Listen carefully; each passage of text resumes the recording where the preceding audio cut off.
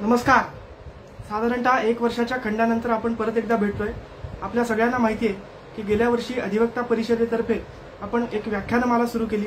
साधारणतः 28 व्याख्यानं त्यात झाली। बरेच विषय आपण हाताळले आणि लॉकडाऊन थोडं शिथिल झाल्यानंतर आपलं कोर्टाचं कामकाज सुरू झाल्यानंतर आपण सगळे कामामध्ये रमून गेलो।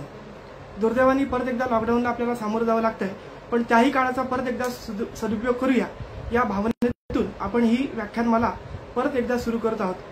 जे लोक आज हे व्याख्यान बघतायत त्यांचं मी मनापासून सहर्ष स्वागत करतो। एक खूप चांगला योगायोग आहे। गेल्या वर्षी ओक साहेबांनी या व्याख्यानमालेची सुरुवात केलेली पहिल्या सत्राची आणि आज दुसरं सत्र आहे, तर किरण कोसमकर साहेब पहिलं उद्घाटनाचं व्याख्यान करणार आहेत। ज्येष्ठ वकील आदरणीय नाना लिमये साहेब यांच्याच ज्युनियरनी या व्याख्यानमालेची सुरुवात व्हावी असा एक सुंदर योग जुळून आलाय। कोसमकर साहेबांचा तसा मी वेगळा परिचय करून द्यावा अशी काही आवश्यकता नाहीये। आपण सगळे त्यांना व्यवस्थित ओळखता। तांत्रिकदृष्ट्या सांगायचं तर 1994 पासून गेली 26 वर्ष कोसमकर साहेब अलिबाग आणि रायगड जिल्ह्यातल्या वेगवेगळ्या कोर्टांमध्ये प्रॅक्टिस करतायत। कंझ्युमर कोर्ट, आपलं चॅरिटी कमिशनर ऑफिस, रेव्हेन्यू मधली वेगवेगळी मॅटर हाताळणं आणि मुख्यतः सिव्हिल कामांमध्ये त्यांचा विशेष हातखंडा आहे। अनेक शेकडो कामं त्यांनी चालवलेली आहेत। तर कायद्याचं ज्ञान आणि 26 वर्षांचा एक दीर्घ अनुभव याची पोतळी उघडून एक बहुमूल्य मार्गदर्शन आपल्या ज्युनियर वकिलांना मिळणार आहे। मी तुम्हा सगळ्यांना विनंती करतो की आजपासून सगळी पुढची जी व्याख्यानं होतील त्यात तुम्ही सहभागी व्हा। आज भारतीय नोंदणी कायदा आणि महाराष्ट्र मुद्रांक अधिनियम असे 2 विषय कोसमकर साहेब मांडणार आहेत। माझी प्रस्तावना अधिक न लांबवता मी त्यांना विनंती करतो की आपण आपल्या कार्यक्रमाची सुरुवात करूया।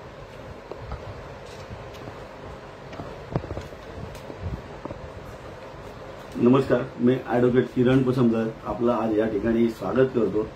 आपल्या अधिवक्ता परिषदेचे ॲडव्होकेट श्रीराम ठोसर यांनी आपलं स्वागत केलेलंच आहे।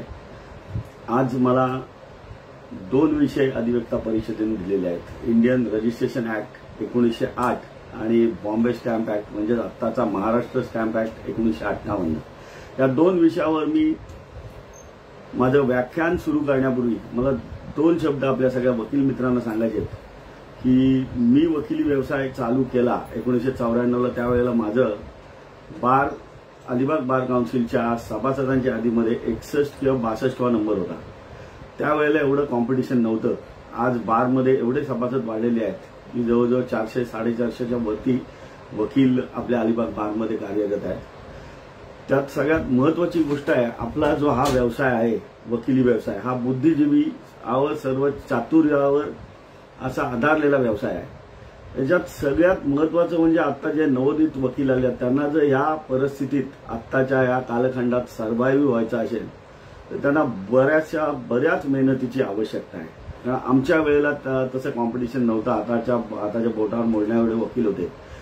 त्याकरता माझे सगळे वकील मित्र आहेत जे नवोदित वकील आहेत त्यांना माझी एवढीच विनंती आहे की आतापर्यंत पहिल्या सत्रात जेवढ्या ज्येष्ठ वकिलांनी व्याख्यानं दिलेली आहेत ती व्याख्यानं त्यांनी त्यांच्या प्रदीर्घ वकिली कार्यकालातील अनुभवांवर तसेच त्यांनी या सगळ्या पुस्तकांचा जो अभ्यास केलेला आहे त्यावर आधारित अशी व्याख्यानं त्यांनी दिलेली आहेत। ही व्याख्यानं अत्यंत महत्वाची आहेत आपल्या भविष्यातील व्यवसायाच्या दृष्टीने। माझी आता अशी आपल्याला सगळ्यांना विनंती आहे की या पॅनाडेमिक सिच्युएशनमध्ये आपलं न्यायालय पण फुल फ्लेजमध्ये चालू नाही, तर ह्या सगळ्या कालावधीत आपण 3-3, 4-4 वेळा या ज्येष्ठ वकिलांनी जी व्याख्यानं दिली आहेत ती मनापासून आत्मसात करणं आवश्यक आहे। ही व्याख्यानं आपल्याला भविष्यात आपल्या व्यवसायाकरता अत्यंत आवश्यक आहेत आणि जर या जगात आपल्याला वकिली व्यवसायात सक्सेस व्हायचं असेल तर हे तुम्हाला करणं आवश्यक आहे। ही मी पण व्याख्यानं जी पहिल्या सत्रात 26 व्याख्यानं झाली आहेत ती मी पण ऐकलेली आहेत। आणि माणसाने कसं आहे प्रत्येक दिवशी, आणि आपला व्यवसाय असा आहे की दिवसेंदिवस आपल्याला अभ्यास करायला लागतो। आपण शाळेत शिकत होतो त्यावेळेला आपल्याला चाचणी परीक्षा होती, 6 महिन्याची परीक्षा होती, वार्षिक परीक्षा द्यायला लागत होती। ह्या परीक्षा आपण अभ्यास करून द्यायला जायचो, अभ्यास करायचो, परीक्षा द्यायला जायचो। पण वकिली व्यवसाय हा एकच असा बुद्धिजीवी व्यवसाय आहे ज्याला वकिलाला त्याच्या मरेपर्यंत जो प्रॅक्टिस करत असतो त्याला रोज अभ्यास करायला लागतो, रोज परीक्षा द्यायला लागते। असा हा व्यवसाय दुसऱ्या ह्या व्यवसायासारखा चांगला आणि जो बुद्धिजीवी मी बोललो जो अभ्यासपूर्ण असा व्यवसाय आहे असा दुसरा व्यवसाय नाही। एवढा चांगला हा वकिली व्यवसाय आहे, परंतु आजकाल या वकिली व्यवसायामध्ये वकील्स पण वाढलेले आहेत। त्या प्रत्येकाला सर्व्हाइव्ह होण्याची आवश्यकता आहे, त्याकरता प्रत्येकाने मेहनत केली पाहिजे. म्हणून मी आधी आपल्याला माझं सगळं व्याख्यान चालू व्हायच्या आधी की हे सगळ्या जी आधी व्याख्यानं झालेली आहेत त्याचा अभ्यास करा का सांगितलं, तर त्यांनी अभ्यास पूर्णरित्या आपल्यासमोर सगळे विषय ठेवलेले आहेत, बरेचसे ऍक्ट कव्हर केलेले आहेत. तर या सगळ्या गोष्टी आपल्या व्यवसायाच्या दृष्टीने अत्यंत महत्वाच्या आहेत. आणि ह्या सगळ्या नवोदित वकील जे आहेत, हे जे माझे वकील मिळतात, त्यांनी या सगळ्या गोष्टी आत्मसात करणं आवश्यक आहे. तर भविष्यात त्यांचं सक्सेस त्यांच्या हातात आहे आणि ते सक्सेस होणार आहेत असं सगळं केलं तर. आता मी माझ्याबद्दल माहिती द्यायची तर मी 1994ला 26 जुलै 1994ला माझा वकिली व्यवसाय अलिबाग बार मधून सुरू केला. 1994ला मी रायगड जिल्ह्यातले निष्णात वकील ॲडव्होकेट नानासाहेब लिमये यांचा ज्युनियर म्हणून हा व्यवसाय सुरू केला. त्यावेळेला माझ्यासोबत आमच्या ऑफिसमध्ये ॲडव्होकेट सुरेश बारटक्के जे सिनियर वकील आहेत आता ते होते, ॲडव्होकेट रवी ओक सिनियर वकील असे होते आणि मी असे आम्ही तिघजण नानासाहेब लिमयेंच्या हाताखाली ज्युनियर वकील म्हणून काम करत होतो. 1994ला मी व्यवसाय चालू केल्यानंतर नाना शुक्रवार शनिवार पनवेल कोर्टात जायचे. तर मी ज्यावेळेला त्यांना जॉईन झालो तेव्हा मी 94 पासून पनवेल कोर्टात शुक्रवार शनिवार त्यांच्याबरोबर जायला लागलो. बऱ्याच वेळा शनिवारी मी एकटा जायचो. येताना काही वेळेला नाना पुण्याला जायचे. त्यावेळेला माधवराव जोशी जे दुसरे सिव्हिलमधले रायगड जिल्ह्यातले निष्णात वकील होते ते मला घेऊन यायचे. अशा 2 सिनियर वकिलांचं सानिध्य मला 1994 ते 2000 पर्यंत लाभलं. त्यावेळेला जिल्ह्यात 4 निष्णात वकील होते ज्यांचं सानिध्य, ज्यांच्या केसेस ऐकायला आम्हाला मिळाल्या, जे आम्ही भाग्यवान म्हणून समजतो. आता जे 25 वर्ष प्रॅक्टिस झाले ज्यांनी आपल्याला व्याख्यानं दिल्यात. रायगड जिल्ह्यात 4 निष्णात वकील होते. एक सिव्हिलमध्ये आमचे नानासाहेब लिमये, दुसरे माधवराव जोशी, ॲडव्होकेट माधवराव जोशी, त्यांना पण नानाच म्हणायचे. क्रिमिनलमध्ये ॲडव्होकेट भाऊ खानविलकर आणि ॲडव्होकेट दत्ता पाटील असे 4 वकील त्यावेळेला कार्यरत होते. 94 साली मी त्यांचे बरेच खटले ऐकलेले आहेत. त्यांच्या ज्या खुबी होत्या, या त्यांचे केस चालवण्याच्या खुबी, त्यांचं चातुर्य, हे सर्व आम्ही ज्यांनी आता आपल्याला व्याख्यान दिलेले आहेत 26 जणांनी, यांनी जवळून पाहिलेलं आहे. आणि हे सगळं आमच्या नशिबात होतं म्हणून झालं. आता तशा निष्णात वकील आता नाही आहेत ते सगळे. आणि त्यामुळे हे जे तुम्ही सगळे न्यू कमर्स आहेत, जे माझे न्यू कमर्स कलिग आहेत, त्यांना असे निष्णात वकिलांचं सानिध्य भेटलं नाही. आम्हाला भेटलं, आम्ही नशिबवान आहोत. तर माधवराव जोशींबरोबर पण मला बराच कालावधी काम करता आलं. कारण पनवेलला आम्ही जायचो 94 साली. त्यावेळेला अख्खा बोर्ड असायचा सिव्हिलचा. एका साईडला ॲडव्होकेट नाना लिमये, एका साईडला ॲडव्होकेट माधवराव जोशी. मी एकटा नानांबरोबर असायचो. बोर्डावर 40 ते 45 कामं होती. आमचं पनवेलला क्लार्क नव्हता किंवा काय नाही. मी आणि नाना दोघं जायचो. संपूर्ण दिवसाला मी 40 ते 45 अर्ज एकटा लिहायचो. 94 ते 97 पर्यंत 2000 पर्यंत मी पनवेलला जात होतो. 97 साली ॲडव्होकेट वीरेंद्र कुलकर्णी आमच्याकडे आला ज्युनियर म्हणून आणि तो पनवेलला मला जॉईन झाला. तो माझ्याबरोबर शुक्रवार शनिवारी यायचा. तर अशी सगळी आमची कारकीर्द झाली आणि या सगळ्या निष्णात वकिलांचे आम्ही खटले ऐकले, अभ्यास केला त्याचा. म्हणून तर आम्ही आता या वकिली व्यवसायामध्ये सर्व्हाइव्ह झालेलो आहोत. आमचं स्वतःचं ऑफिस आहे, स्वतःचं सगळी वास्तू आहे. तर हे सगळं आम्हाला सक्सेस मिळालं या वकिली व्यवसायामुळे. जिथे आम्ही डेडिकेशन केलं, जिथे अभ्यास करून या सगळ्या वकिली व्यवसाय आमचा भरभराटीला आणला. तर तुम्ही पण तसंच सगळं करा. माझं आता सगळ्यात महत्वाचं असं आहे की ही अधिवक्ता परिषदेने हा जो उपक्रम राबवलेला आहे अत्यंत स्तुत्य उपक्रम आहे. आणि ह्याची कल्पना यापूर्वी अशी कधी व्याख्यानं झालेली नव्हती. आपल्या रायगड बारमध्ये नव्हती झाली, कुठेही झालेली नव्हती. त्यामुळे मी हे सगळे जे आमचे अभियोक्ता आहेत, जे वकील आहेत, जे ह्याच्यात क्रियाशील आहेत, या सगळ्या अधिवक्ता परिषदेमध्ये, जे advocate Shriram Thosar, advocate Amit Deshmukh, advocate Abhijit Bagwe, हे आताची मुलं आहेत नवीन, ती बरेच कष्ट करतायत आणि त्यांनी हे इनिशिएटिव्ह घेऊन हा जो उपक्रम राबवलेला तो अत्यंत चांगला आहे. जे नवीन वकील आहेत त्यासाठी अत्यंत चांगला आहे. त्यामुळे मी त्यांचं मनापासून अभिनंदन करतो की असं कोणीतरी करणं आवश्यक होतं, जे आम्ही करू शकलो नाही ते या मुलांनी आज केलेलं आहे. ते एवढं सांगून मी आता आपल्या विषयाकडे वळतो. Indian registration act 1908, this act has been came into force in 1908. The first act established by the British in 1864. पहिला जो कायदा आला रजिस्ट्रेशन ऍक्टचा तो 1864 मध्ये ब्रिटिशांनी आणला. ब्रिटिशांनी हा कायदा आणला. या कायद्याचं आपल्याला सांगतो की हा कायदा आणल्यानंतर 1864 पासून चालू झाल्यानंतर ब्रिटिशांच्या लक्षात आलं की बाबा लोक या कायद्यामुळे हे सगळे जे रजिस्ट्रेशन वगैरे कायदेशीररित्या त्यांची कागद कायदेशीर व्हायला लागली.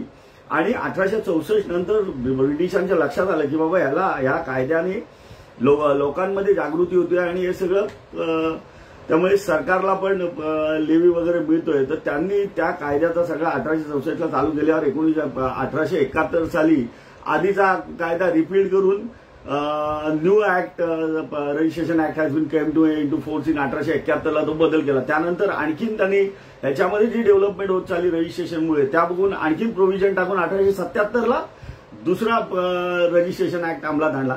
आणि हे सगळे ऍक्ट रिपील करून 1908 ला हा आता जो आपण ज्या कायद्याप्रमाणे आपण चाललेलो आहोत हा कायदा अस्तित्वात आला. 1908 रजिस्ट्रेशन इंडियन रजिस्ट्रेशन ऍक्ट 1908 हा कायदा गेली 115 वर्ष आपल्या इथे चालू आहे. 112-13 वर्ष हा कायदा अस्तित्वात आणि या कायद्याप्रमाणे आपलं कामकाज चालू आहे. या कायद्यामध्ये बऱ्याचशा दरम्यानच्या काळात दुरुस्त्या आल्या, बऱ्याच दुरुस्त्या झाल्या. या कायद्यातली जी महत्वाची प्रोव्हिजन्स आहे त्या सगळ्या आपण लक्षात घेणं आवश्यक आहे. सगळ्यात महत्वाची गोष्ट section 17, section 49, section 18, section 40 all the provisions given in these registration acts are very much important. सगळ्यात महत्वाचं सगळ्यात पहिली मी आपल्याला प्रोव्हिजन सांगतो सेक्शन 17. सेक्शन 17 या कायद्याचा कलम जो 17 आहे तो सगळ्यात महत्वाचा आहे या कायद्याच्या दृष्टीने. 17 कलम असं बोलतो the document of which registration is compulsory. कलम 17 मध्ये कुठल्या डॉक्युमेंटची नोंदणी आवश्यक आहे ह्याची तरतूद दिलेली आहे. आणि ही नोंदणी आवश्यक आहे म्हणजे ही नोंदणी जर आपण केली नाही त्या कागदपत्रांची तर त्या डॉक्युमेंट्सला अस्तित्व राहत नाही, पुराव्यात त्याला महत्व प्राप्त होत नाही. आता सेक्शन 17 असं बोलतो documents of which registration is compulsory. आणि त्यात सगळ्यात महत्वाचा शब्द असा आहे की non testamentary instruments. Non testamentary instruments म्हणजे टेस्टामेंट म्हणजे मृत्यूपत्र, टेस्टामेंटरी म्हणजे मृत्यूपत्र, वसियतनामा.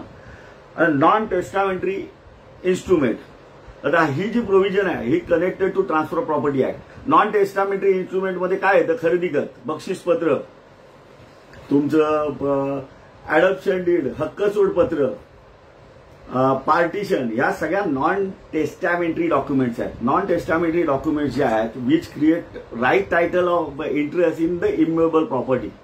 आणि अशा कागदपत्रांना तुम्ही योग्य ती स्टॅम्प ड्युटी भरून ती रजिस्ट्रेशन करावी लागतात. आणि अशी ही जी कागदपत्र आहेत, ही जे दस्त आहेत, हे जे इन्स्ट्रुमेंट आहेत, हे जर तुम्ही रजिस्टर केले नाहीत तर तुमच्याकडे त्या स्थावर मिळकतीची मालकी येत नाही. आणि हे जे कागदपत्र ही जर कागदपत्र रजिस्टर केले नाहीत तर तुमच्याकडे टायटल येत नाही. त्यामुळे सेक्शन 17 मध्ये या सगळ्या गोष्टींचा उहापोह केल्या. कुठल्या कागदपत्रांना रजिस्ट्रेशन कंपल्सरी आहे. पहिली गोष्ट म्हणजे non testamentary documents which create right title interest in the immovable property are required to be registered. म्हणजे ज्या दस्तानी तुम्हाला मालकी हक्क प्राप्त होतो असे सर्व दस्त, स्थावर मिळकतीबाबतचे सर्व दस्त रजिस्ट्रेशन करणं आवश्यक आहे. Accept will. विलसाठी वेगळ्या प्रोव्हिजन्स केलेल्या आहेत.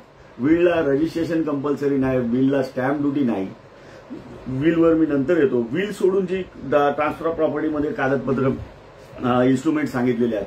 तुमचं पहिलं खरेदी खत सगळ्यात महत्वाचं, दुसरं बक्षीसपत्र, तिसरं तुमचे बाकी लीज डीडसाठी पण वेगळे नियम आहेत रजिस्ट्रेशन ऍक्टमध्ये. लीज डीड आहे, अडॉप्शन डीड आहे, सगळे डिक्री इव्हन तुम्हाला काही डिक्री तुम्हाला रजिस्ट्रेशन करायला लागते. त्याकरता हा 17ची प्रोव्हिजन केलेली आहे. आता नॉन टेस्टामेंटरी डॉक्युमेंट्समध्ये हे सगळे कागदपत्रे येतात, खरेदी खत, बक्षीसपत्र, हक्कसोडपत्र वगैरे वगैरे. आणि त्यांना स्टॅम्प ड्युटी प्रॉपर भरल्यानंतर त्यांचं रजिस्ट्रेशन होतं आणि तुम्हाला मालकी हक्क प्राप्त होतो. हे सगळं झालं स्थावर मिळकतीबाबतचे दस्त. म्हणून त्यानंतर दुसरी गोष्ट अशी आहे याच्यात section 53A of transfer of property आहे. This section is very much clear. याच्यात इफ एखाद्याने तुम्हाला करार करून दिलेला असेल आणि त्या करार स्थावर मिळकतीबाबतचा करार झालेला असेल आणि त्या करारात जर तुम्हाला ताबा दिलेला असेल त्या जागेचा तर असा दस्त 53A खाली तुम्हाला रजिस्टर करावा लागतो, त्याला प्रॉपर स्टॅम्प ड्युटी भरावी लागते, तर तो पुराव्यात वाचला जातो. आता ह्याच्यामध्ये दुसरी गोष्ट, नॉन टेस्टामेंटरी डॉक्युमेंट्समध्ये the lease exceeds 1 year are required to be registered. म्हणजे लीज डीड एखादा असेल त्याचा कालावधी 1 वर्षापेक्षा जास्ती कालावधी करता तो लीज डीड असेल तर ते कंपल्सरीली रजिस्ट्रेशन करावं लागतं. आणि त्यानंतर जे सेक्शन 18 मध्ये ऑप्शनल डीड दिली आहेत त्याच्यावर मी नंतर येतो. तर लीज असेल आणि त्याचं 1 वर्षाच्या पुढचा कालावधी असेल तर तो कंपल्सरीली रजिस्टर करायला लागतं असा असतं. त्यानंतर acknowledgement of receipts. Acknowledgement of receipt in respect of the payment made for consideration. त्याला पण स्टॅम्प ड्युटी द्यायला लागते तुम्हाला, तो पण रजिस्टर करायला लागते. असे सगळे हे आहेत. नंतर लीज आहे, नंतर non testamentary instrument transfer assigning any decree. आता decree, if decree is not compulsorily registrable, but the decree in which the right title interest is assigned or right title interest of the immovable property is involved, then in that case the decree is required to be registered. आणि त्याच्यात पण कसं आहे, consent decree असेल आणि त्याच्यात other than सूट property असेल तर अशी डिक्री पण रजिस्टर करणं आवश्यक आहे. त्याच्या वेगळ्या प्रोव्हिजन्स दिलेल्या आहेत.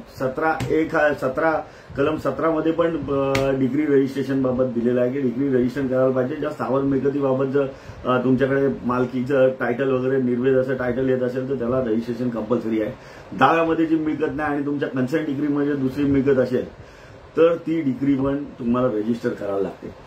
आता हा कलम झाला 17 कलम जो आहे इंडियन सक्सेशन ऍक्टमधला अत्यंत महत्वाचा कलम आहे. आणि याच्यामध्ये या सगळ्या गोष्टींचा उहापोह केला आहे की कुठल्या कागदपत्रांना, कुठल्या दस्ताना रजिस्ट्रेशन कंपल्सरी आहे. तर हे सगळे दस्त आहेत, मी जे नॉन टेस्टामेंटरी डॉक्युमेंट्स आहेत, खरेदीगत बक्षीसपत्र, हक्कसोडपत्र वगैरे, हे सगळे नॉन टेस्टामेंटरी डॉक्युमेंट्स आहेत. हे सगळे डॉक्युमेंट रजिस्टर करायला लागतात. लीज डीड असेल तर ते 1 वर्षापेक्षा जास्ती कालावधीचं असेल तर ते रजिस्ट्रेशन करणं आवश्यक आहे. अशी 17 मध्ये प्रोव्हिजन आले. त्याच्यानंतर दुसरा महत्वाचा कलम जो आहे 18, the instrument of which the registration is optional. The documents of which registration is optional. आता रजिस्ट्रेशन इज ऑप्शनल मधले डॉक्युमेंट्स कुठले आहेत? मृत्यूपत्र आहे, मृत्यूपत्रात रजिस्ट्रेशन कंपल्सरी नाही. मृत्यूपत्राचं रजिस्ट्रेशन जर तुम्हाला रजिस्टर करायचं असेल तर तुम्ही करू शकता, किंवा तुम्ही तसंही 2 विटनेस, मृत्यूपत्रात सगळ्यात महत्वाची गोष्ट 2 विटनेसची आवश्यकता असते. The attesting witness plays very important role so far as will is concerned. Will ला अटेस्टिंग विल, ज्या वेळेला एखादं विल कोर्टामध्ये तुमच्या आव्हानित झालं किंवा वादामध्ये गेलं तर ते विल प्रूव्ह करण्यासाठी सगळ्यात महत्वाचं त्यात पुरावा तो अटेस्टिंग विटनेसची साक्ष. अटेस्टिंग विटनेस सगळ्यात महत्वाचे असतात. त्यामुळे एखाद्या चितवल्यावर एका व्यक्तीने त्याचे मृत्यूपूर्वी काही लिहून ठेवलं त्याच्या मृत्यूपत्र स्वरूपी किंवा व्यवस्थापत्र स्वरूपी काय लिहून ठेवलं आणि त्याला 2 साक्षीदार असतील तर तेही तो कागद ही मृत्यूपत्र म्हणून गणला जातो. अशा कागदाला registration is not mandatory, registration compulsory नाही, रजिस्ट्रेशनची आवश्यकता नाही. जर एखाद्या व्यक्तीला तो कागद रजिस्टर करायचा असेल तर तो त्याला ऑप्शनल रजिस्ट्रेशन बनतो आणि ते कलम 18 मध्ये ही तरतूद दिलेली आहे. असा कागद तुम्ही तुमच्या स्वेच्छेने रजिस्टर करू शकता. त्यामुळे मृत्यूपत्राच्या बाबत मृत्यूपत्राला रजिस्ट्रेशन कंपल्सरी नाही. दुसरी गोष्ट, ऑप्शनल डॉक्युमेंट्समध्ये तुमचं लीज डीड येतं. जे लीज डीड 1 वर्षाच्या पेक्षा कमी कालावधीचं असेल असं लीज डीडला पण रजिस्ट्रेशन कंपल्सरी नाही, ते पण ऑप्शनल आहे. तुम्हाला करायचं असेल तर तुम्ही करू शकता. दुसरी महत्वाची गोष्ट जे खरेदीगत आणि ज्या नॉन टेस्टामेंटरी डॉक्युमेंट बोललो त्याच्यामध्ये ह्या कलम 18 मध्ये सगळ्यात महत्वाची प्रोव्हिजन अशी केली आहे की तुमचं खरेदीगत the amount of consideration is less than 100 rupees, it is not required to be registered. But if it is more than 100 and exceeds 100 rupees, then the registration is compulsory. These provisions are very small provisions, but these provisions are very important. And all these sections 17, 18 are required to be taken into consideration by the juniors. Because this 18 जो असा कलम आहे त्याच्यामध्ये optional, कारण तुम्हाला पहिली गोष्ट तुम्ही वकिली व्यवसाय सुरू केल्यानंतर डॉक्युमेंट्स जर रजिस्टर असेल व्यवस्थितरित्या रजिस्टर झाले असेल, एक्झिक्युटिव्हनी एक्झिक्यूट केले असेल तर तो पुराव्यात वाचला जातो. एखादा डॉक्युमेंट तुमच्या दाव्यामध्ये आला आणि त्याच्यात सगळ्यात महत्वाची गोष्ट तुम्हाला बघायला लागते की बाबा हा डॉक्युमेंट, हा वादात आपला कागद जर जात असेल तर त्याला एक्झिबिट पडेल की नाही किंवा पुराव्यात वाचला जाईल की नाही. त्याकरता हे सेक्शन 17 प्रमाणे रजिस्ट्रेशन काही कागदपत्रांना आवश्यक आहे. ते सगळं रजिस्ट्रेशन वगैरे कंपल्सरी आहे. आता 18 मध्ये जे हे केलेले आहेत, हे कागदपत्रे गेलेले आहेत, ऑप्शनल दिलेली आहेत, या ऑप्शनल कागदपत्रांची पण आपल्याला माहिती होणं आवश्यक आहे. कुठली ऑप्शनल कागदपत्र आहेत. एखाद्या समोरच्या पार्टीने एखाद्या खरेदीकत आणलं 100 रुपयाचं, तर लेस दॅन 100 रुपीजला काही प्रॉब्लेम नाही, त्याच्यात एक्झिबिट होऊ शकतो. मोर दॅन 100 रुपीज असेल तर त्याला रजिस्ट्रेशन कंपल्सरी आहे. अशी बऱ्याच खाटल्यांमध्ये कागदपत्रे येतात जे 100 रुपयाच्या वरती, 150 रुपयात, 200 रुपयाचं, 101 रुपयाचं खरेदी करतं. जुनी आमच्या 26 वर्षाच्या कालावधीत पण बरीच जे आपल्याला लगेच लक्षात येत नाही. 101 रुपयाचं किंवा 100 रुपयाचं खरेदी करत असेल तरी तुम्हाला रजिस्ट्रेशन कंपल्सरी आहे. ते आपण बोलतो की बाबा ऑप्शनलमध्ये 100 रुपयापर्यंत असेल तर नाही, पण 100 रुपये बिलो लेस दॅन 100 रुपीज, 100 रुपीज पासून वरती असेल तर रजिस्ट्रेशन इज कंपल्सरी. आता हे झालं आपलं खरेदी खताबाबत. किंवा दुसरा नॉन टेस्टामेंटरी दुसरे डॉक्युमेंट असेल तरी below 100 rupees, less than 100 rupees, if the consideration is less than 100 rupees you are not required to be registered. But it is exceeds 100 and above 100 then it is required to be registered. त्यानंतर ह्याच्या Wills आणि gift करता वेगळे हे दिलेलं आहे. आता दुसरं जे आहे याच्यामध्ये ऑप्शनल मध्ये ज्या आणि राईट टायटल इंटरेस्ट, ज्या प्रॉपर्टी मुव्हेबल प्रॉपर्टी बद्दल जर राईट टायटल इंटरेस्ट असेल तर मुव्हेबल प्रॉपर्टीचा दस्त जो आहे तो नोंदणी केला नाही तरी चालतो. मुव्हेबल प्रॉपर्टीमध्ये ग्रास येतं, ट्रीज येतात, हे दस्त तुमचे जे झालेले असतील तर त्यात रजिस्ट्रेशन इज नॉट रिक्वायर्ड. फक्त नॉन टेस्टामेंटरी डॉक्युमेंट्स मी आता सांगितलं त्याप्रमाणे लीज जर असेल तर 1 वर्षापर्यंत त्याला आवश्यकता नाही नोंदणीची. 1 वर्षानंतर रजिस्ट्रेशन कंपल्सरी आहे. हा झाला section 18. Now we will deal with section 40. मी आपल्याला 40 सांगतो. 40 सगळ्यात महत्वाचा आहे. तो अशा करता हा जो कलम 40 आहे तो आपल्याला झटकन लक्षात येत नाही. मला या आता ॲडव्होकेट अमित देशमुखांनी काही वकिलांनी क्वेरी विचारली आहे, त्याचा एक कागद दिला, त्यात पण हा प्रश्न विचारलाय. आणि हा जो सेक्शन आहे 40 हा आपल्या दृष्टीने अत्यंत महत्वाचा आहे. आपण प्रत्येक वेळेला रजिस्ट्रेशन ऍक्ट बघतो, त्यातल्या सगळ्या प्रोव्हिजन बघतो असं नाही. 40 सेक्शनमध्ये असं दिलंय की सर्वसामान्यपणे आपल्याला वाटतं की एखाद्याने विल केलंय तर ते रजिस्टर, मी सांगितलं की ते ऑप्शनल आहे, करणं आवश्यक आहे किंवा नाही. पण विल एखाद्या व्यक्तीने केलं असेल आणि तो व्यक्ती मृत्यू पावला तरी ते विल तुम्हाला रजिस्टर करता येतं. In the life time of the testator, after the death of testator, the will can be registered if the executor of the will and beneficiary of the will after the death of a person or the death of the testator, if the executor wants to register the deed, he can register the deed. He register the will and he can enclose the death certificate of the testator. म्हणजे मृत्यूपत्र कलम 40 प्रमाणे व्यक्ती वारला असला तरी त्याच्या पश्चात तुम्हाला नोंदणी करता येते कलम 40 प्रमाणे. आणि हा सगळ्यात महत्वाचा मुद्दा आहे. त्यानंतर रजिस्ट्रेशनचा दुसरा सगळ्यात महत्वाचा जी प्रोव्हिजन आहे, जी तरतूद आहे ती सेक्शन 14 आहे. Effect of non registration of documents. हे जे सेक्शन 49 ची प्रोव्हिजन जी आहे ती अत्यंत महत्वाची आहे. Effect of non registration of document required to be registered. आता ह्याचा इफेक्ट काय दिला आहे? Non registration of document required to be registered.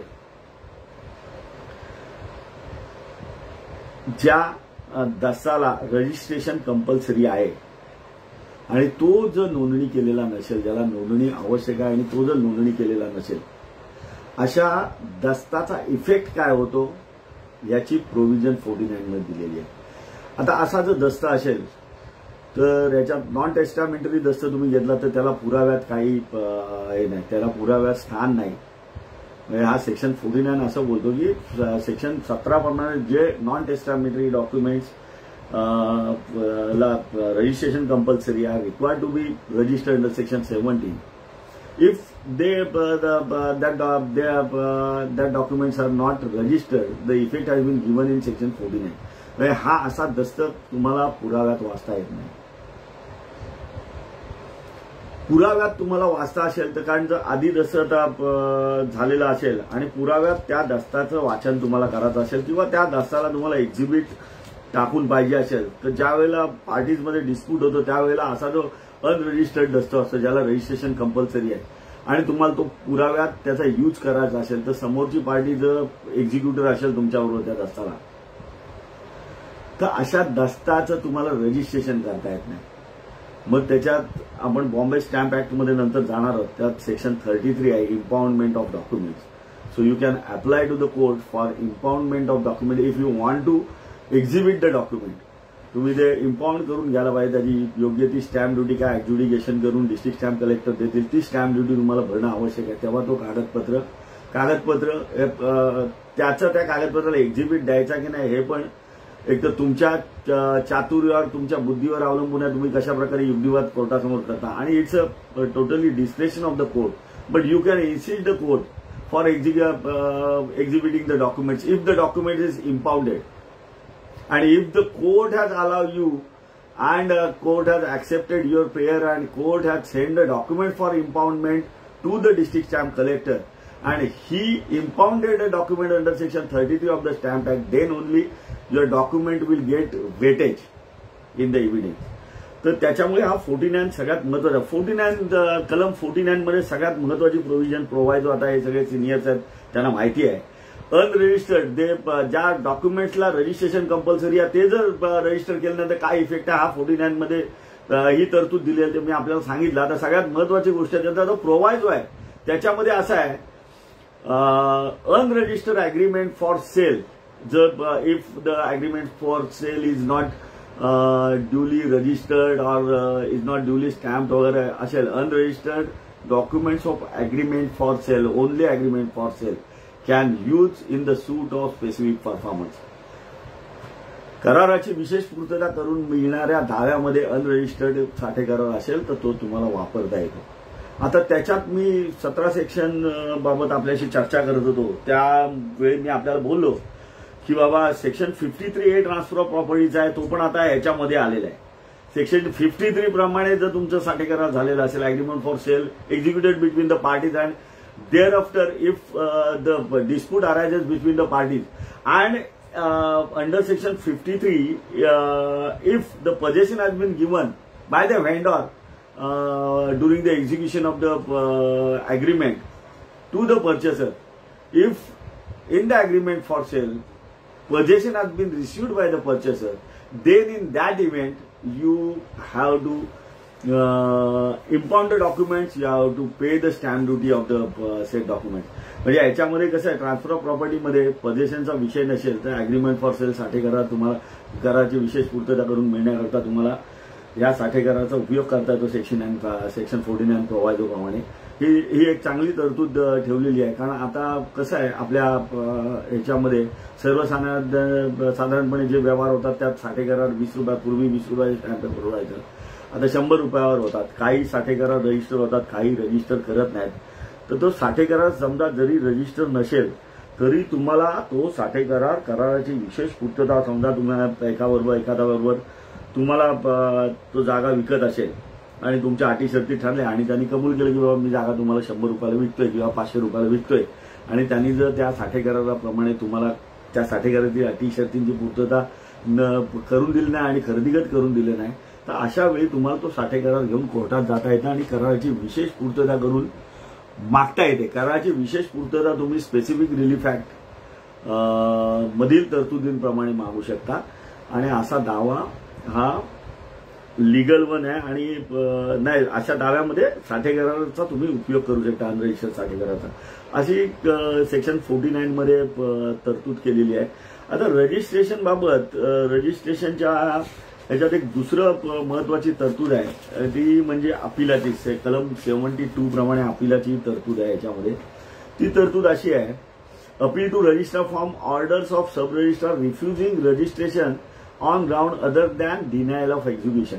आता ह्याच्यात कसं आहे, एका ते आता मगाशी मला प्रश्न विचारले त्यात पण ती क्वेरी केली आहे की बाबा सब रजिस्ट्रारने जर डिनाय केलं तुमचं एखादं कागद तर त्याला रेमेडी काय. ती रेमेडी अपिलाची आहे. If sub-registrar, if your documents is duly executed, all the required documents is attached along with the documents which you require to register, then sub-registrar is not bound to deny your has no right to deny your documents. And under this situation, if sub-registrar is denying to register your documents, then in that event you have right to file appeal under section 72 of the Indian Registration Act before the registrar. अरे 72 खाली तरतूद दिलेली आहे. याच्यात त्या तरतुदीमध्ये मी आपल्या वाचून आहे, except where the refusal is made on the ground of denial of execution an appeal shall lie against the order of the sub-registrar refusing to admit a document to registration to the registrar to whom such registrar is subordinate. Section 72 ची तरतूद आहे. आता Indian registration act मध्ये ह्या ज्या तरतुदी गेल्यात ह्या अत्यंत महत्वाच्या आहेत. आणि इंडियन रजिस्ट्रेशन ऍक्ट हा जो अस्तित्वात आला, ह्या ऍक्ट सोबत बॉम्बे स्टॅम्प ऍक्ट 1998 ला अस्तित्वात आला. आता बॉम्बे स्टॅम्प ऍक्ट च्या ज्या तरतुदी गेल्यात, stamp act, stamp duty, excise duty, तुमची कस्टम ड्युटी, ह्या सगळ्या ड्युटीज आहेत. Duty is the levy of the government. ह्या ज्या ड्युटीज आहेत ह्या लेव्ही ऑफ द गव्हर्नमेंट. ही जे ड्युटीचे पैसे येतात, आता आपल्या स्टॅम्प ड्युटी बोललं तर by way of bond. Stamp ड्युटीमध्ये प्रकार असे आहेत की बॉन्डनी तुमचं फ्रँकिंग करून असं गव्हर्नमेंटकडे ही लेव्ही जाते, ही ड्युटी जाते. हे जे आपण सगळे जे स्टॅम्पावर याच्या रजिस्ट्रेशनसाठी स्टॅम्प पेपर सगळे वापरतो, जेवढं आता 1 लाखाचा स्टॅम्प असेल, 2 लाखाचा, हे जी सगळी स्टॅम्प ड्युटी आहे ही जाते राज्य सरकारच्या खजिन्यामध्ये. ह्या ज्या खजिन्यात ही सगळी ड्युटी जाते त्याच्यावरून हे राज्य सरकार आपल्याला इन्फ्रास्ट्रक्चर प्रोव्हाइड करतं. पण आता काय याच्यात कोण इन्फ्रास्ट्रक्चर प्रोव्हाइड करतं असं मला वाटत नाही. हे सगळे पैसे जातात राज्याच्या खजिन्यामध्ये. म्हणजे ही stamp duty, excise duty, custom duty, ह्या सगळ्या ड्युटीज आहेत. ही स्टॅम्प ड्युटी आहे, ही ड्युटी जी आहे ही लेव्ही आहे गव्हर्नमेंटची. आणि ही एकात एक कसं आहे, इंडियन रजिस्ट्रेशन ऍक्ट आणि stamp duty. If you want to register any document, non testamentary document, तुम्ही गेलं सब रजिस्ट्रारकडे, तर ह्या रजिस्ट्रेशनची पूर्तता करायला तुम्हाला ह्या कायद्याची अडचण येते. स्टॅम्प तुम्ही लावल्याशिवाय तुमचा दस्त रजिस्टर होऊ शकत नाही. तुम्ही एखादी प्रॉपर्टी घेतलीत, गेलेत सब रजिस्ट्रारकडे, मला खरेदी रजिस्टर करायचं, तर ते रजिस्टर करायला तुम्हाला बॉम्बे स्टॅम्प ऍक्ट, म्हणजे आत्ताचा महाराष्ट्र स्टॅम्प ऍक्ट 16 साली जी अमेंडमेंट आली, तर तुम्हाला या बॉम्बे स्टॅम्प ऍक्ट मधून रजिस्ट्रेशन करण्यासाठी बॉम्बे स्टॅम्प ऍक्ट मार्गे सब रजिस्ट्रारकडे जायला लागतं. म्हणजे तुमच्या दस्ताला बॉम्बे स्टॅम्प ऍक्ट मध्ये नमूद केल्याप्रमाणे तुम्हाला स्टॅम्प ड्युटी द्यायला लागते. ती स्टॅम्प ड्युटी भरल्यावर तुमचा डॉक्युमेंट रजिस्टर होतो आणि तुम्हाला मालकी प्राप्त होते. तर ही जी स्टॅम्प ड्युटी आहे ही गव्हर्नमेंटची लेव्ही आहे. आणि ही स्टॅम्प ड्युटी प्रत्येक दस्ताला आता एक कंपल्सरी केलेली आहे या नॉन टेस्टामेंटरी डॉक्युमेंटमध्ये. याच्यात महत्वाची गोष्ट अशी आहे की आता आपल्या ह्याच्यासाठी स्टेटसाठी हा अस्तित्वात आला कायदा. सेंट्रलचा पण इंडियन स्टॅम्प ऍक्ट आहे, पण आता राज्यांना पण त्यांच्या अधिकार क्षेत्रातील दस्तांच्या नोंदणीबाबतचे नियम, स्टॅम्पाबाबतचे नियम करण्याचे अधिकार सगळे राज्य शासनाला दिलेले आहेत. आता स्टॅम्प ड्युटीमध्ये एक तर आपल्या सगळ्यांना माहिती आहे, आपण त्याच्याशी संबंधित जे सिव्हिलमध्ये वकील आहेत ते त्याशी संबंधित.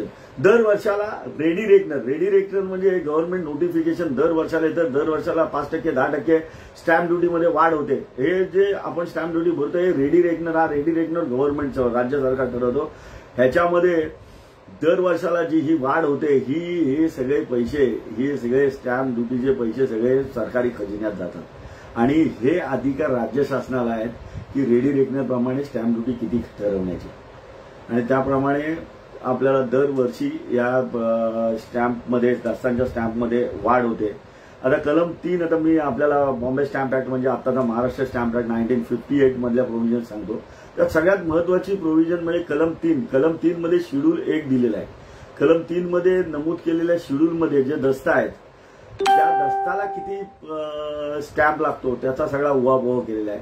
शेड्यूल 1 स्टॅम्प ऍक्टच्या मागे आहे सगळे तुमचे या पूर्व तरतुदी झाल्यानंतर शेड्यूल 1 आणि त्या शेड्यूल 1चा उल्लेख केलेला आहे सेक्शन 3 मध्ये बॉम्बे स्टॅम्प ऍक्टच्या. तो सेक्शन 3 आता ह्याच्यात सगळ्यात महत्वाचे 1-2 मी तुम्हाला सांगणार आहे. सेक्शन 3 मध्ये या शेड्यूल 1चा उहापोह केला. शेड्यूल 1 तर आपण पुस्तकामध्ये बघू शकता, कारण त्यात बरेचसे दस्ते आहेत. बऱ्याचशा दस्त्यांना कुठल्या किती स्टॅम्प आहे तो या सगळ्या ह्याच्यामध्ये दिलेला आहे. त्यानंतर ह्या बॉम्बे स्टॅम्प ऍक्टमध्ये सगळ्यात महत्वाच्या तरतुदी कलम 31 ते 34 मध्ये दिल्या आहेत. कलम 31 जो आहे तो ऍडज्युडिकेशन ॲज टू प्रॉपर स्टॅम्प ऍडज्युडिकेशन करण्याचे अधिकारी जिल्हा स्टॅम्प कलेक्टरला आहेत. आणि सर्वसाधारण दस्त जर असेल तर ऍडज्युडिकेशन सब रजिस्ट्रारला तर ऍडज्युडिकेशनच्या पॉवर्स नाहीत, डिस्ट्रिक्ट स्टॅम्प कलेक्टरकडे त्या पॉवर्स आहेत. वेळ डेप्युटी स्टॅम्प कलेक्टर, उपजिल्हा निबंधक मुद्रांक या पोस्टला त्या सगळ्या पॉवर्स आहेत. ऍडज्युडिकेशन म्हणजे काय, आताच्या कालावधीत तुम्हाला साधं उदाहरण द्यायचं झालं तर आपण एखाद्या बिल्डरचे आपण वकील असलो आणि त्याचं जर डेव्हलपमेंट अग्रीमेंट बनवलं, विकास करारनामा, तर विकास करारनामा तसंच बिल्डिंगचं कन्व्हेयन्स असेल, तुमचं कन्व्हेयन्स बिल्डरला जर सोसायटीला कन्व्हेयन्स करून दिलं असेल, हे महत्वाचे दस्त आहेत. लक्षात ठेवा, हे डेव्हलपमेंट अग्रीमेंट तुम्हाला ऍडज्युडिकेट केल्याशिवाय सब रजिस्ट्रार ते रजिस्टर करत नाही. डेव्हलपमेंट अग्रीमेंटची स्टॅम्प ड्युटी जरी सब रजिस्ट्रारनी काढून दिली तरी तो काढून दिलेले स्टॅम्प ड्युटी तो सांगतो तुम्ही समोर जा, ऍडज्युडिकेट करा जिल्हा निबंधकांकडे, आणि नंतर त्यांचं ऍडज्युडिकेशनचं सर्टिफिकेट आलं की माझ्याकडे नोंदणी करायला या. तसेच तरतूद ह्याच्यासाठी पण केलेली आहे. तुमचं सोसायटीचं कन्व्हेयन्स असेल, सोसायटीच्या आता बऱ्याचशा जुन्या बिल्डिंग अलिबागमध्ये पण आहेत, त्यातल्या पनवेलमध्ये आहेत, अलिबागमध्ये आहेत, जिल्ह्यात सगळीकडे आहेत. कारण बरेचसे बिल्डर कसं आहे ते कन्व्हेयन्स बरेचसे बिल्डर करत नाहीत. माझं ऑफिस आहे ते 91 साली बांधलेली बिल्डिंग आहे, त्या ऑफिसचं कन्व्हेयन्स नाही झालं, सोसायटीवाले माझ्याकडे आलेले त्या दिवशी की बाबा साहेब आपले कन्व्हेयन्स चाललंय. मी एक नोटीस पाठवली, बिल्डरमधले काही बिल्डर अस्तित्वात आहेत, काही नाही आहेत. मी नोटीस पाठवली आणि डीम कन्व्हेयन्ससाठी मी आता आमच्या चिराई सोसायटीचं डीडीआरकडे अर्ज करतोय. तर हे जो कन्व्हेयन्स डीड आहे, हे जर बिल्डर तयार असतील आणि कन्व्हेयन्स डीड जर तुम्हाला रजिस्टर करायचं असेल तर तुम्हाला ते ऍडज्युडिकेशन करता पहिलं जिल्हा निबंधकाकडे दाखल करायला लागतं. कलम 31 प्रमाणे जिल्हा निबंधक ते ऍडज्युडिकेट करतो, त्याच्यावर किती स्टॅम्प ड्युटी लावली बघतो, किंवा आधीच्या जे सभासद आहेत तुमच्या फ्लॅट परचेसर आहेत बिल्डिंगमध्ये त्यांनी किती स्टॅम्प ड्युटी लावली, या सगळ्याचा अभ्यास करून जिल्हा सहनिबंधक ते ऍडज्युडिकेट करतो आणि तो जे सर्टिफिकेट देतो त्या सर्टिफिकेट प्रमाणे तुमचा दस्त रजिस्टर होतो. तसं डेव्हलपमेंट अग्रीमेंटमध्ये आहे. असा हा कलम 31 आहे. कलम 31 नंतर दुसरा जो आहे तो 33 कलम आहे, सगळ्यात महत्वाचा. 33 कलम असा आहे, 33 कलमवर मी तुम्हाला सांगणार, त्याच्यानंतर मी 32 कलमवर येणार, कारण 33 सगळ्यात महत्वाचा कलम आहे. 33 कलम आहे तो इम्पाउंडमेंट of document, impounding the documents कसा इम्पाउंड करायचा. जर तो डॉक्युमेंट रजिस्टर नसेल, त्याला जर प्रॉपर स्टॅम्प ड्युटी नसेल तर तो डॉक्युमेंट्स इम्पाउंड करण्याची तरतूद या 33 मध्ये दिलेली आहे. आणि हा इम्पाउंड करण्याकरता तुम्हाला बॉम्बे स्टॅम्प ऍक्ट सेक्शन 33 ची तरतूद आपण बघितली तर ती आपल्याला मी वाचून दाखवतो. सेक्शन 33 प्रमाणे document examination and impounding of instrument subject to the provisions of section 32 every person having by law or consent party authority to receive evidence and every person in charge of the police except officer of police empowered by law to investigate offences under law. हे जे पिनल हे पण दिलेलं आहे. पण तुम्हाला जर हे जर इम्पाउंड करायचं असेल हा जर डॉक्युमेंट, तर तुम्हाला समजा पुराव्यात तुम्ही तो मागाशी मी आपल्याला बोललो की पुराव्यात कागदपत्र एखादा तुम्ही दाखल केला असेल, तो जर त्याला जर प्रॉपर स्टॅम्प ड्युटी लावली नसेल आणि तुम्हाला त्याला एक्झिबिट द्यायचे पुराव्यात वाचायचे, अशा वेळेला you can apply to the court for impounding the documents. तर 33 खाली कोर्टाचं ते डिस्क्रिप्शन आहे पाठवायचं न पाठवायचं, किंवा कोर्ट आपल्याला पण सांगतं की तुम्ही जाऊन इम्पाउंड करून घेऊन या.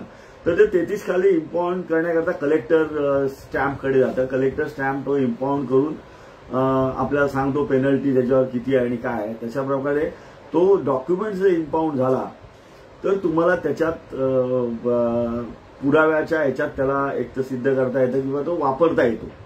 आता आपल्याला मी माझ्या बाबतीतलं एक उदाहरण सांगतो. मी आता 3 दिवसापूर्वी महसूल मंत्री महाराष्ट्र राज्याचे बाळासाहेब थोरातांकडे एक अपील चालवायला गेलो कोकण भवनला. आता परवा 10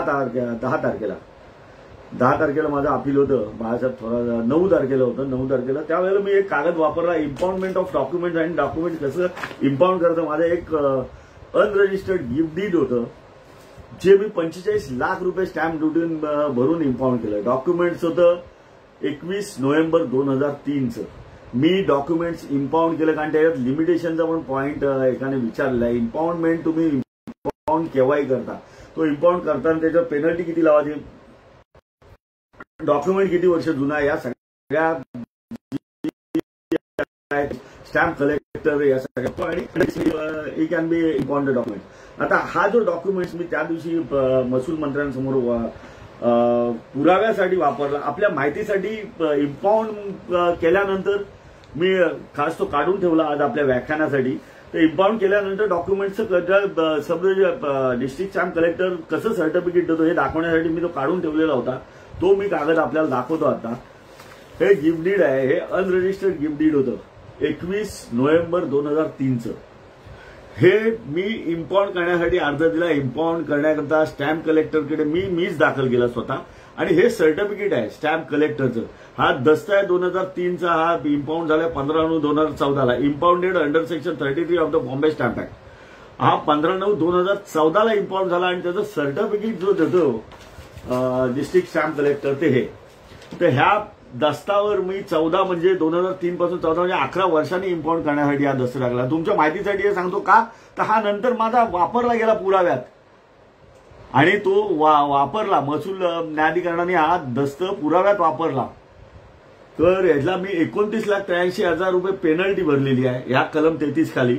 आणि 15,41,640 माझा स्टॅम्प आहे. असा मिळून मी जवळजवळ 25 लाखाचा स्टॅम्प या दस्ताला भरलेला आहे.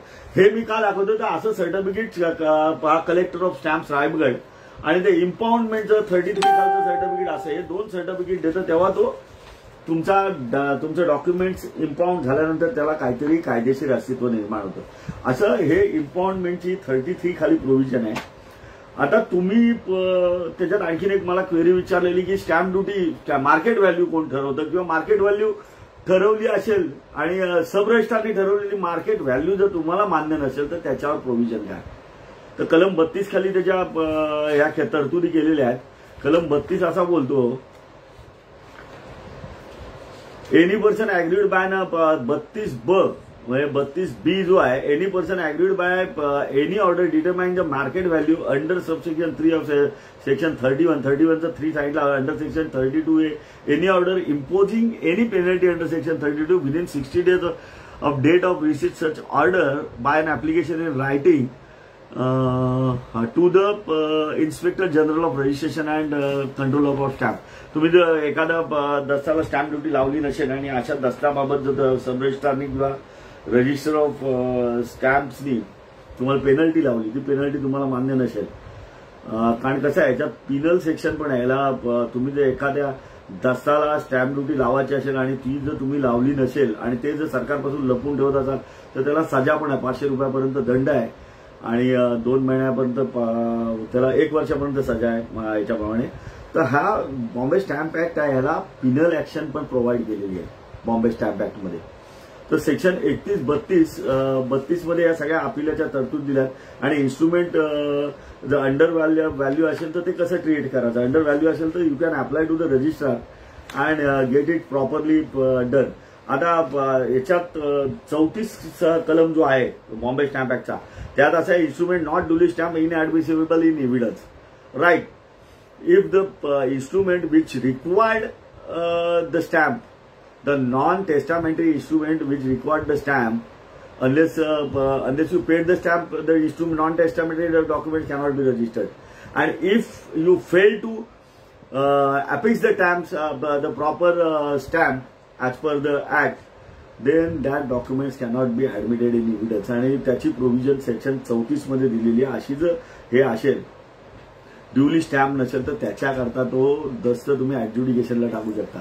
ऍडज्युडिकेशन करून त्याच्यावर किती स्टॅम्प ड्युटी लागते याची प्रोव्हिजन तरतूद केलेली आहे कलम 34 मध्ये. आणि मग तो ऍडज्युडिकेशन करून तो डॉक्युमेंट्स प्रॉपर तुम्हाला हे करता तो तुमच्या उपयोगानं आणता येतो. आता सगळ्यात महत्वाचं दुसरं मी याच्यात आपल्या निदर्शनास असं आणून देतो की मला ज्या काही क्वेरीज विचारलेल्या त्या अत्यंत महत्वाच्या आहेत. पहिली मला क्वेरी जी हे केली आहेत ह्या सगळ्या आपल्या यांच्याकडून आलेल्या आहेत ना, आपले सगळे जे सभासद आहेत त्यांच्याकडून म्हणजे आपल्या कलिगकडून सगळ्या वकील मित्रांकडून. त्यात मला सगळ्यात महत्वाचं मी आता आपल्याला सांगितलं सेक्शन 17-18 सगळं सांगितलंय. Which documents are required to be registered compulsory. तर रजिस्टर्ड जो डॉक्युमेंट्स कंपल्सरी करायला पाहिजे तो सगळं नॉन टेस्टामेंटरी डॉक्युमेंट्स आपल्याला कलम 17 मध्ये सांगितलेत. हे सगळे मृत्यूपत्र, हे सगळे बक्षीसपत्र, खरेदी कर, हक्कसोडपत्र वगैरे वगैरे ते सगळ्या कागदपत्रांचं मी आपल्याला सांगितले कुठले कुठले नाही. ते दुसरा त्याचा प्रश्न आहे, we documents the registration is made optional. कलम 18 खाली ती तरतूद मी आपल्याला सांगितलेली आहे.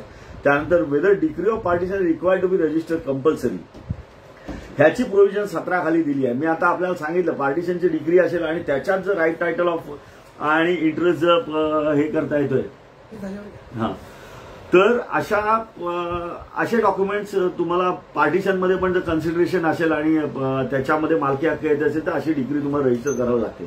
कलम 17E मध्ये त्याची प्रोव्हिजन दिली आहे. 17(6) मध्ये 17 सबसेक्शन 6 मध्ये पण त्याची प्रोव्हिजन दिलेली आहे. तर ह्या सगळ्या आणि 17 सबसेक्शन 2(6) मध्ये त्याची तरतूद दिली आहे. आणि which decree are required to be registered ते पण कलम 17E मध्ये आपल्याला सांगितलं जे the property which affects the immovable property which create the right title of interest and which is not the subject matter of the suit and if that particular land is taken in the decree so that decree is required to be registered. तर अशा स्वरूपाचं हे दिलेलं आहे. त्यानंतर हे जे याच्याबद्दल त्यांनी विचारलेलं आहे, where to present the document for registration or which registration office shall have jurisdiction to registration. आता document registration the sub registrar in which jurisdiction the property is situate that registrar has power to register the document. म्हणजे समजा पेणमध्ये स्थावर मिळकत आपली असेल आणि तुम्ही अलिबागच्या सब रजिस्ट्रारकडे रजिस्टर करायला गेला तर ती रजिस्टर होणार नाही. ते तुम्हाला पेणच्या सब रजिस्ट्रारकडेच रजिस्टर करायला लागेल. Alibag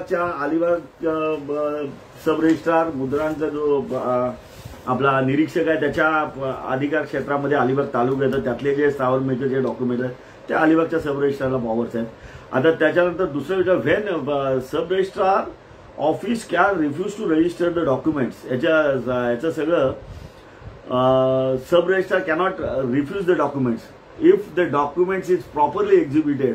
The signature of vendor and purchaser are appearing on the documents, and if the document is lodged by the executor, then sub-registrar cannot refuse to register your documents. त्याच्यात असं आहे. आणि जर डॉक्युमेंटला ज्या आवश्यक कागदपत्र जोडलेली असतील, समजा वेंडॉर किंवा पर्चेसरच्या पॉवर ऑफ अटर्नी होल्डर त्याच्यावर सही करणार असेल आणि त्या पॉवर ऑफ अटर्नी त्याच्याबरोबर जोडली नसेल तर he can refuse or he can ask to enclose that particular document, but sub registrar cannot refuse your documents if the documents is properly exhibited, properly produced along with all the required documents, then sub registrar cannot. आणि असं जर असेल तर त्याची तरतूद पण याच्याकरता दिली आहे. सेक्शन 34 मध्ये दिलेली आहे, सेक्शन 18A मध्ये दिलेली आहे.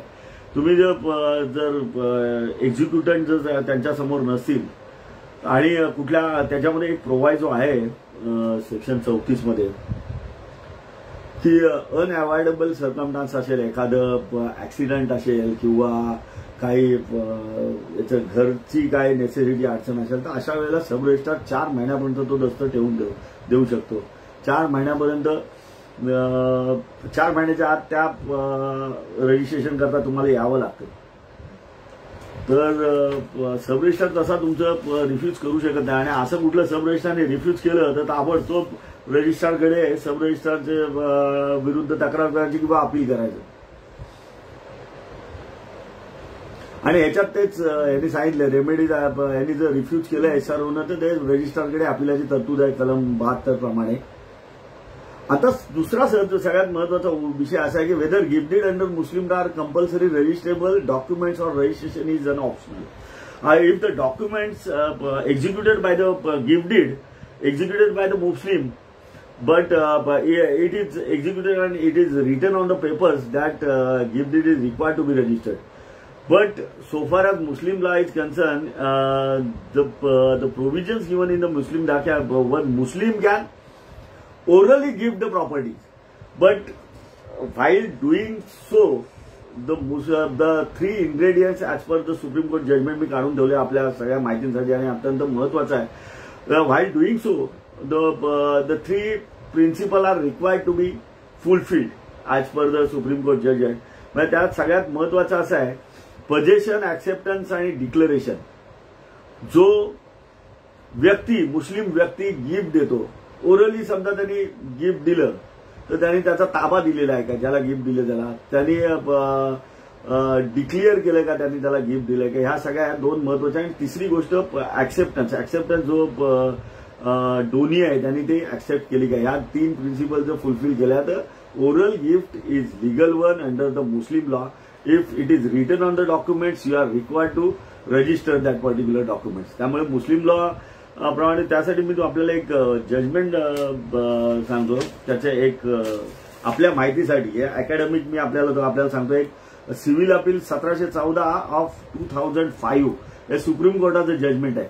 त्याच्यात Bombay registration act, Bombay stamp act, सगळ्या या ज्या तरतुदी दिलेल्या आहेत रजिस्ट्रेशन आणि स्टॅम्प ऍक्ट बाबत सगळ्याचा उहापोह या सुप्रीम कोर्टात जजमेंटमध्ये केलाय. त्यातलं एक पेज नंबर पण आपल्याला सांगतो, तेवढं वाचून दाखवतो मी आपल्याला. म्हणजे मुस्लिम व्यक्तींनी जर हे केलं असेल तर जो त्यांनी प्रश्न विचारला मुस्लिम व्यक्ती ते केलेलं हे कंपल्सरी रजिस्ट्रेबल आहे की नाही, तर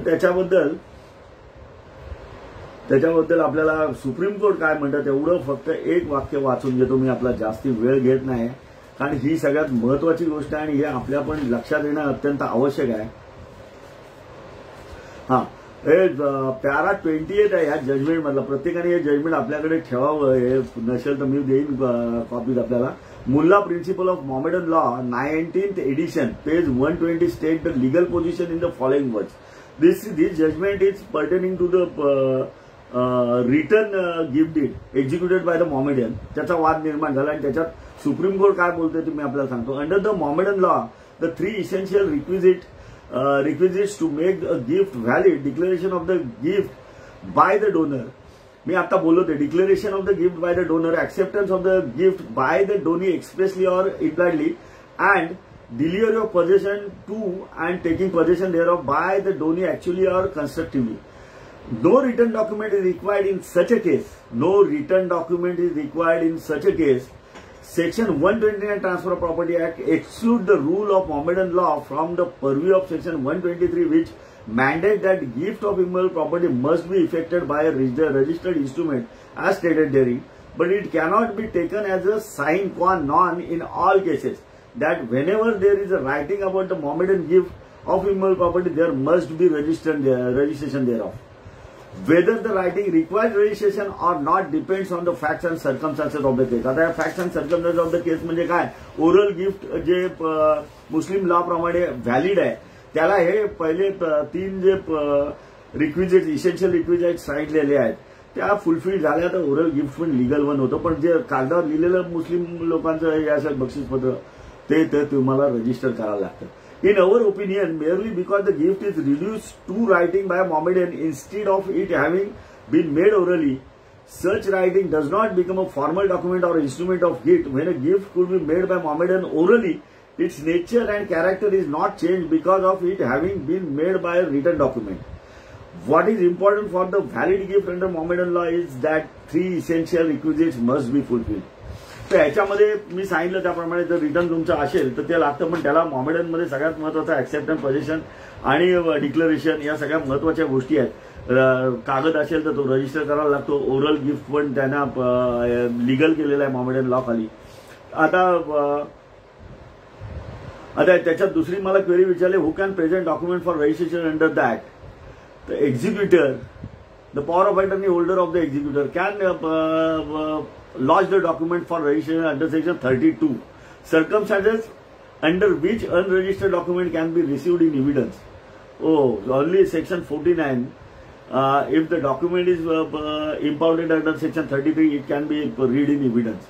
you can, but the procedure for impounding the documents you have to follow. You have to file the application before the court, get it allowed from the court, and impound the documents, and document be used in the evidence. Otherwise, unstamped documents, your document, you cannot rely on that particular documents, and it cannot be used in evidence.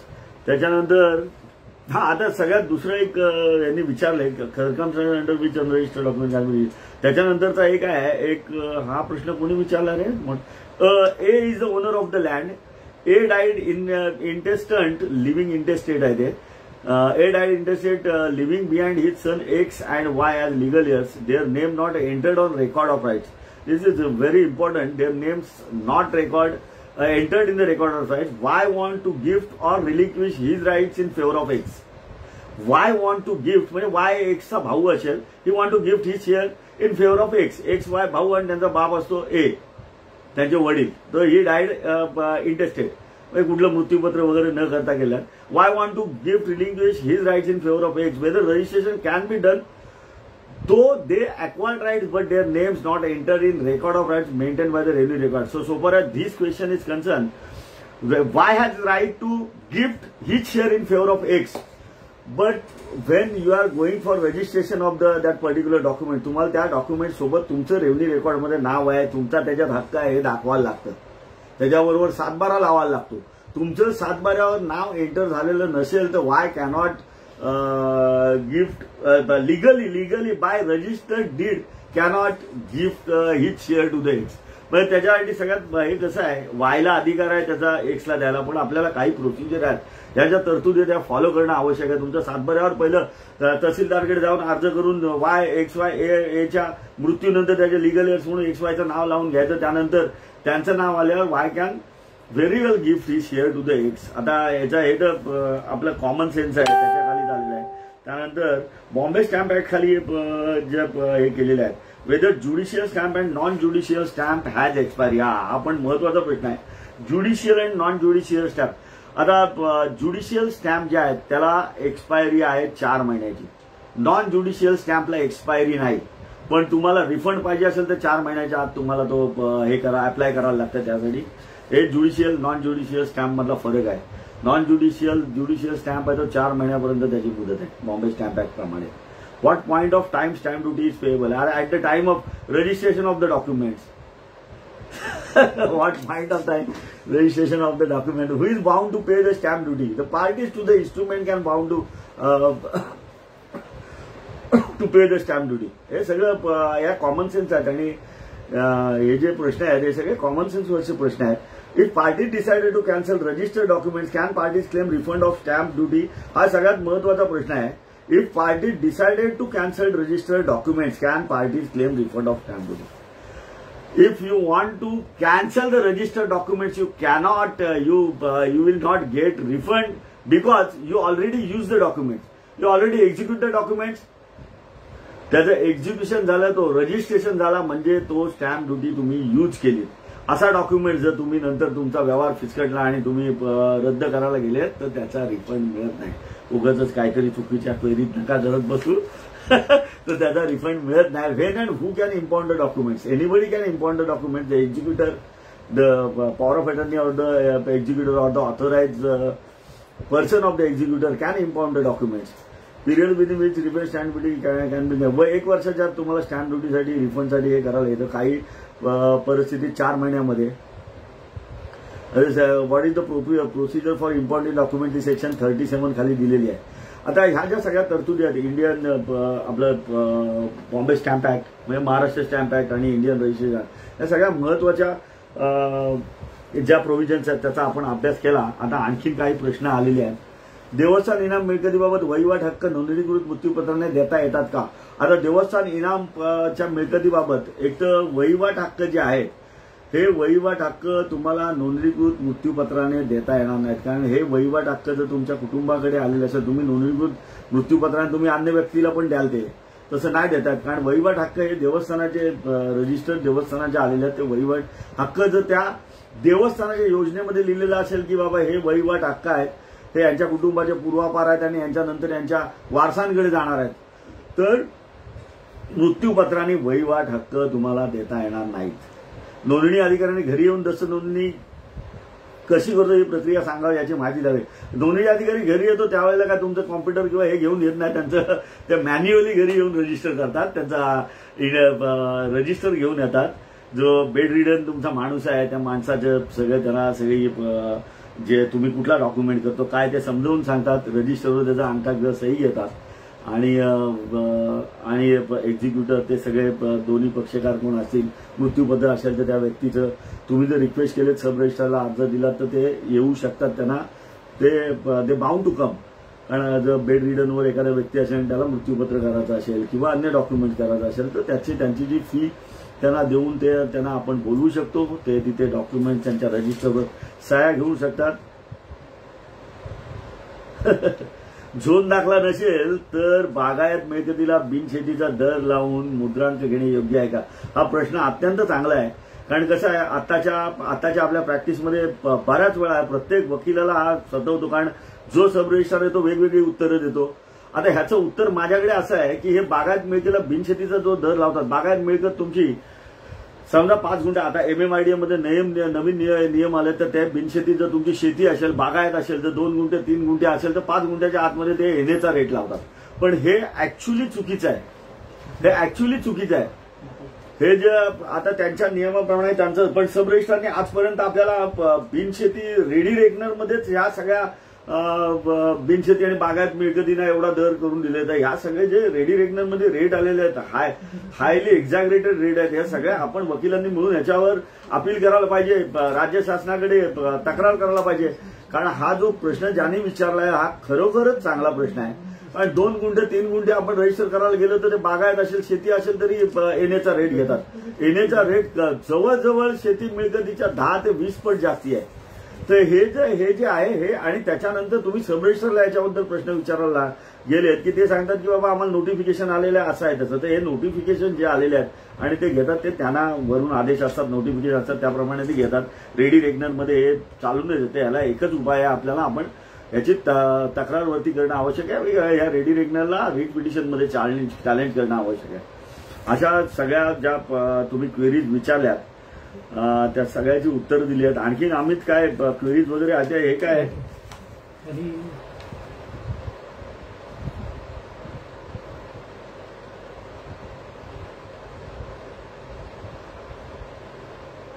हा कुठला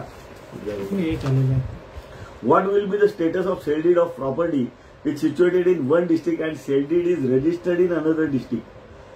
आता कसं आहे sale deed तुम्ही ज्या सब रजिस्ट्रारच्या अधिकार क्षेत्रामध्ये आहे तिथे तुम्हाला रजिस्टर करायला लागतं. पण मिळकती समजा एक पनवेलला असेल, एक पेणला असेल, एक माणगावला असेल, एक अलिबागला असेल तर त्या सगळ्या मिळकतींचा दस्त इथे पण होऊ शकतो एका सब रजिस्ट्रारकडे. तर आता हा प्रश्न तसा situated district and sale deed is registered in another district. काय what will be status of sale deed of property situated in one district and sale deed is registered. हा तर सेल डीड कुठेही रजिस्टर झाला असेल, कारण पूर्वी कसं आहे आपल्या इथले रजिस्टर बॉम्बेला पण व्हायचे दस्त. त्यामुळे रजिस्टरचं जसं झालं असेल इट इज दिस रजिस्ट्रेशन जे असतं ते सरकारी अधिकारी करतात. आणि हा रजिस्टर्ड दस्त असेल तर तो लिगल दस्त आहे. पूर्वी जसे मुंबईला अलिबागचे दस्त व्हायचे त्याप्रमाणे त्याचं काय हे नाही. रजिस्टर्ड दस्त असेल तर यू कॅन यूज एनिवेअर. सगळ्यात महत्वाची गोष्ट आम्ही ते झालं सगळं. हे आता जे आपलं दुसरं पर्व चालू आहे पहिल्या म्हणजे सीझन 2 आपण जे आता टीव्हीवर सगळे कार्यक्रम बघतो सीझन 1 सीझन 2 म्हणजे हे सूत्रच बोलतात ना, दुसरं सत्र चालू आहे.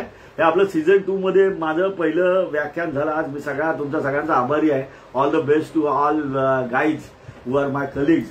आणि अत्यंत शांतपणे आपण सगळं ऐकलं. मी आता मला जेवढा माझा अनुभव वकिलीतला त्यातला मी तो सगळा अनुभव मी आपल्यासमोर ठेवला. मी आपला खरोखर आभारी आहे. आणि हे जे दुसऱ्या सत्रामध्ये मी जे पहिलं व्याख्यान आपल्याला दिलेलं आहे, आपल्याला आवडेल नाही आवडेल बघा, पण माझ्या बुद्धिमत्तेप्रमाणे माझ्या अनुभवाप्रमाणे माझे अनुभव आपल्यासमोर ठेवलेले आहेत. आणि आता 17/7 आपल्याला सगळ्यात महत्वाची गोष्ट सांगायची की 17/7 दुसरं व्याख्यान आहे. आपले ज्येष्ठ विधिज्ञ ॲडव्होकेट प्रसाद पाटील हे कॉन्ट्राडिक्शन अँड ओमिशनवर आपल्याला व्याख्यान देणार आहेत. प्रसाद पाटील हे बराच वर्ष जिल्हा सरकारी वकील होते, ज्येष्ठ वकील आहेत, अनुभवी वकील आहेत आणि अशा ज्येष्ठ आणि निष्णात वकिलांचं व्याख्यान ऐकणं म्हणजे सगळ्यात भाग्याची गोष्ट आहे आपल्या सगळ्यांसाठी. आता प्रसाद पाटील साहेब 17/7 तुम्हाला कॉन्ट्राडिक्शन ओमिशनवर व्याख्यान देणार आहेत आणि त्यांचा या याच्या क्रिमिनल वकिलीमधला प्रदीर्घ कालावधी आहे. म्हणजे बराच वर्ष वकिली करतात, बराच वर्ष डीजीपी होते, जिल्हा सरकारी वकील होते, त्यामुळे त्यांनी बरेच क्रिमिनल खटले चालवलेले आहेत. त्यात बरेच क्रिमिनल माझ्यासमोर चाललेले आहेत, कारण सगळ्यात जास्ती कालावधी तेच होते जिल्हा सरकारी वकील, 17 वर्ष होते ते. त्यामुळे कॉन्ट्राडिक्शन आणि ओमिशनवर ते जे व्याख्यान देण्यात येणे सगळ्यांनी जरूर ऐकावं. अत्यंत महत्वाचं व्याख्यान आहे ते. Contradiction omission plays very important role so far as criminal cases is concern. आणि त्यामुळे ह्या कॉन्ट्राडिक्शन ओमिशनचं व्याख्यान तुम्हीही बघा, मी पण ऐकणार आहे. प्रसाद पाटील साहेबांना त्याकरता शुभेच्छा माझ्या आणि thank you very much. You all guys all my